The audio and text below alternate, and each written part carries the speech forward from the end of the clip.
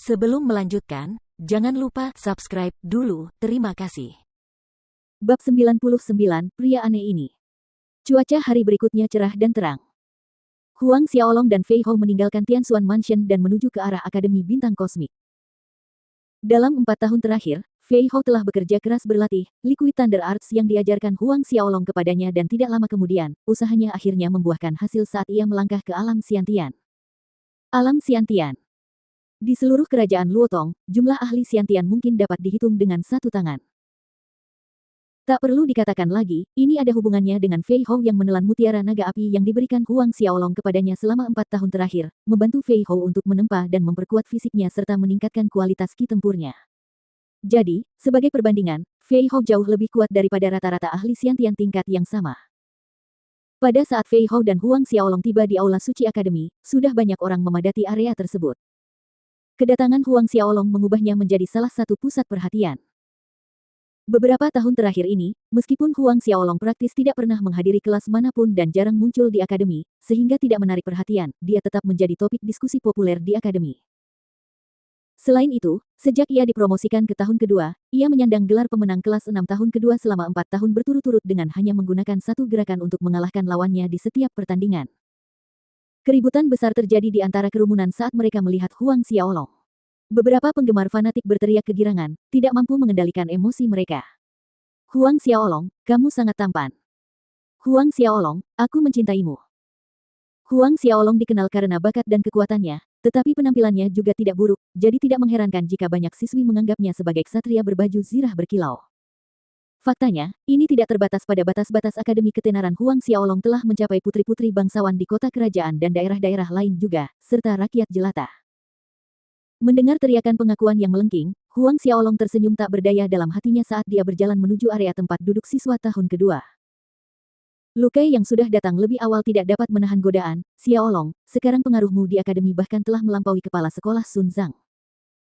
Meskipun Lu Kai kalah dari Huang Xiaolong setiap kali dia menantangnya, hal itu membantu membangun rasa persahabatan di antara mereka dan mereka pun menjadi teman baik. Huang Xiaolong menggelengkan kepalanya dan tertawa, jangan menertawakanku, aku pikir pengaruhmu bahkan lebih besar dariku. Lu Kai sebagai pangeran kerajaan Luotong dan pewaris tahta berarti pengaruhnya benar-benar tidak lemah. Bagaimanapun, dia adalah pangeran sejati di hati banyak gadis muda. Mendengar ini, Lu Kai tersenyum dan berkata, apakah kamu mengincar juara tahun kedua? Kudengar Chen Caixiu telah menembus ordo ke-9, dia bukan lawan yang mudah. Chen Caixiu merupakan juara tahun kedua selama 2 tahun berturut-turut. Sudah orde ke-9. Meskipun sedikit terkejut, Huang Xiaolong tidak terganggu oleh berita itu. Melihat ekspresi tenang Huang Xiaolong, Lu Kai terus menambahkan, aku menyarankanmu untuk tidak memprovokasi gadis itu, gerakannya selalu kejam, terutama terhadap pria. Aku tidak yakin bagaimana, tetapi aku mendengar bagaimana beberapa pria bodoh memprovokasi dia dan pada akhirnya, bagian bawah mereka hampir lumpuh. Ketika Lu Kai mengatakan ini, kakinya tanpa sadar menegang di bagian tengah. Huang Xiaolong tersenyum tipis, jangan khawatir. Beberapa saat kemudian, Sun Zhang dan Xiong Chu tiba di Aula Suci, mengucapkan beberapa kata penyemangat dan mengumumkan dimulainya kompetisi. Seperti setiap tahun, kompetisi dibagi menjadi 3 area besar. Setiap kelas memiliki seorang siswa yang dinominasikan oleh wali kelas dan mereka yang tidak setuju dapat mengajukan tantangan di atas panggung. Di kelas 6 tahun kedua, Huang Xiaolong adalah yang terkuat dan ini adalah sesuatu yang diakui oleh seluruh kelas, sedangkan yang kedua adalah Lu Kai, bukan Ye Yong. Dalam 4 tahun terakhir, Lu Kai juga berlatih keras dan kekuatannya telah melampaui nomor 1 sebelumnya, Ye Yong.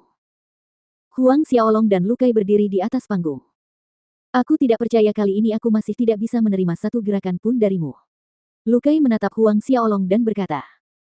Sejak mereka berdua dipromosikan ke tahun kedua, dia dikalahkan hanya dengan satu gerakan setiap tahun. Huang Xiaolong tersenyum dan tetap diam. Pada saat ini, cahaya yang menyilaukan menyelimuti tubuh Lu Kai dan roh bela diri Sky Peng miliknya pun muncul.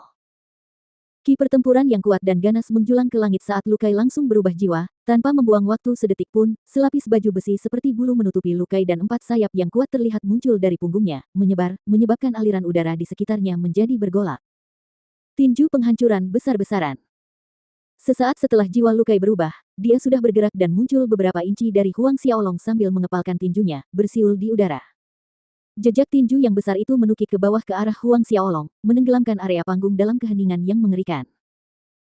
Tinju penghancur raksasa ini adalah keterampilan bertarung yang telah Lu Kai latih selama beberapa tahun terakhir, dan ia akhirnya berhasil 2 bulan lalu. Meskipun ia tahu bahwa bahkan dengan tinju penghancur raksasa ia tidak akan mampu mengalahkan Xiaolong, Lu Kai yakin ia dapat menangkis satu serangan Huang Xiaolong. Melihat jejak tinju raksasa menyelimuti dirinya, Xiaolong tetap berdiri di tempat yang sama, tampak seperti tidak berniat menghindar. Sebaliknya, ia menyerang. Tinjunya melesat, menghantam kepala Lu Kai. Kedua tinju itu saling bertabrakan, dan terdengar suara ledakan yang menggelegar. Colossal Decimation Fist hancur dalam sekejap mata, dan Lu Kai terlihat terhuyung mundur, jatuh dari panggung sebelum berhasil menenangkan diri. Ketika Lu Kai menenangkan dirinya, dia linglung sejenak, lalu dia menggelengkan kepalanya dan tersenyum kecut saat melihat Huang Xiaolong. Sepertinya aku butuh keajaiban untuk menang melawanmu seumur hidupku. Dia masih ingat saat pertama kali mereka berdua bertarung di kompetisi tahun pertama. Saat itu, Huang Xiaolong harus mengerahkan seluruh tenaganya untuk mengalahkannya, tetapi saat mereka maju ke kelas tahun kedua, dia kalah dari Huang Xiaolong hanya dalam satu gerakan. Sekarang, dia hampir tidak punya keberanian untuk menantang Huang Xiaolong lagi. Setelah Lu Kai dikalahkan, tidak ada seorang pun dari kelas yang sama yang berani menantang Huang Xiaolong. Jadi, tanpa ketegangan apapun, Xiaolong kembali menjadi pemenang kelas 6 tahun kedua. Berikutnya adalah tahun kompetisi. Tahun kedua memiliki total 6 kelas untuk menentukan pemenang akhir, ada 3 tahap kompetisi. Di antara ke-6 siswa, 3 berasal dari kelas-kelas berikut minus kelas 1, 5, dan 6 dan mereka dipilih untuk mengambil tongkat. Namun, ketika semua orang melihat Huang Xiaolong mengambil tongkat nomor 1, keributan kecil terdengar di antara kerumunan. Nomor 1. Itu sebenarnya tongkat nomor 1. Melihat nomor yang tertera pada tongkat itu, Huang Xiaolong tidak dapat menahan diri untuk menggelengkan kepalanya sambil tersenyum kecut. Tongkat nomor 1 melambangkan Chen Caixiu, orang yang sama yang disebutkan Lu Kai sebelumnya. Wanita yang tidak kenal ampun terhadap laki-laki. Tatapan mata mengikuti Huang Xiaolong dan Chen Caixiu saat mereka berdua naik ke panggung. Chen Caixiu mengenakan gaun lavender yang lembut, cantik namun memiliki sikap seorang bangsawan. Chen Caixiu tidak hanya dikenal sebagai orang nomor 1 tahun kedua, seperti Lilu, dia juga merupakan salah satu dari 3 wanita cantik terkenal di Cosmic Star Academy. Namun perlu diingat, dia adalah mawar yang penuh dengan duri yang mematikan, ketegasannya sama terkenalnya dengan kecantikannya. Huang Xiaolong, demi Lilu, aku akan bersikap lebih lembut nanti. Mata Chen Caixiu mengamati Huang Xiaolong dari atas ke bawah dan berkata, lebih lembut. Seorang wanita yang mengucapkan kata-kata seperti itu kepada seorang pria pasti akan menimbulkan kesalahpahaman.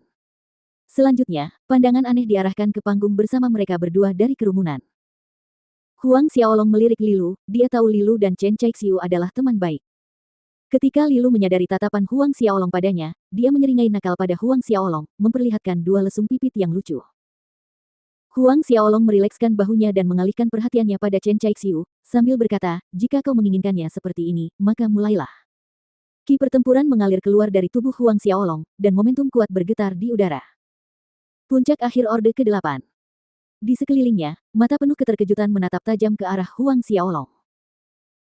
Setelah mengalami momen kekosongan karena keterkejutan atas pernyataan Huang Xiaolong, Lu Kai tersenyum kecut dalam hati. Saat ini, dia baru berada di puncak Orde ke-7 akhir sedangkan Huang Xiaolong telah mencapai puncak Orde ke-8 akhir.